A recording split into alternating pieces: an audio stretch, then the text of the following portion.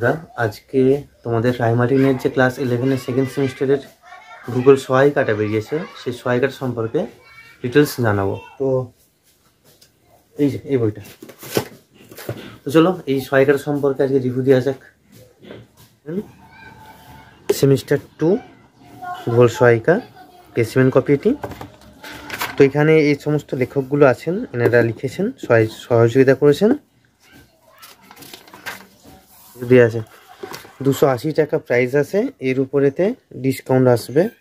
তো এইটার যে সিলেবাস দেওয়া আছে, প্রথমেতে সেমিস্টার 2 এর ফান্ডামেন্টালস অফ ফিজিক্যাল জিওগ্রাফি তার সিলেবাস, হিউম্যান জিওগ্রাফি সিলেবাস, আর জিওগ্রাফি অফ ইন্ডিয়া সিলেবাস, তার কত নাম্বার প্যাটার্ন, কোথা থেকে কত নাম্বার কী কোশ্চেন আসবে। ফান্ডামেন্টালস অফ ফিজিক্যাল জিওগ্রাফি থেকে 2 নম্বরের 2টো, 3 নম্বরের 2টো, 5 নম্বরের 1টা, হিউম্যান জিওগ্রাফি থেকে 2 নম্বরের 3টে, 3 নম্বরের 2টো, আর জিওগ্রাফি অফ ইন্ডিয়া থেকে 2 নম্বরের 1টা, 3 নম্বরের 2টো, টোটাল 35 নম্বর কোশ্চেন আসবে। তো চলো যে কোনো একটা টপিক ধরা যাক। হ্যাঁ, তোমাদের বোঝার সুবিধার্থে যে কোনো একটা টপিক ধরে নাও। ধরো এইটা ধরা যাক, ভাঁজের চ্যাপ্টার ধরা যাক। ভাঁজ, এই ভাঁজের সৃষ্টির কারণ, তার ডিটেলস দেওয়া আছে এখন পর্যন্ত। ভাঁজ সৃষ্টির প্রক্রিয়া সুন্দরভাবে ছবি এঁকে এখন পর্যন্ত। ভাঁজের বিভিন্ন রকম যে গঠিত উপযোগগুলো, এটা পর্যন্ত। মেন যে 3টে এই চ্যাপ্টার থেকে বড় কোশ্চেন আছে, সে বড় কোশ্চেনগুলো এখানে দেওয়া আছে। বাকি যে 3 নম্বরের কোশ্চেন হিসাবে বিভিন্ন ভাঁজের যে ঊর্ধ্বঙ্গ, অধভঙ্গ, প্রতিসম অপ্রতিসমের পার্থক্য বা বিভিন্ন ভাঁজের যে বৈশিষ্ট্যগুলো, সেগুলো এখানে দেওয়া আছে। আবার 3 নম্বরের পার্থক্যগুলো এখানে, তারপরেতে কোথায় থেকে কী কোশ্চেন আসতে পারে 2 নম্বরের জন্য, সেগুলো দেওয়া আছে।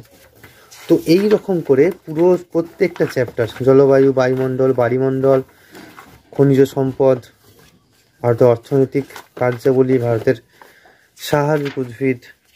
আচ্ছা, স্বাভাবিক উদ্ভিদটা দেখো, স্বাভাবিক উদ্ভিদের যে শ্রেণীবিভাগগুলো বিভিন্ন জায়গায় তাদের, যেমন ধরে নাও আমরা যদি দেখি ক্রান্তীয় মরু উদ্ভিদ, সংজ্ঞা, প্রধান বৃক্ষ, অঞ্চল, আর তাদের যে বৈশিষ্ট্যগুলো সুন্দরভাবে দেওয়া আছে। আমাদের এই পুরো বইটার টোটাল পেজ নাম্বার 384টা, শেষকালে স্পেসিমেন যে কোশ্চেন দেওয়া আছে।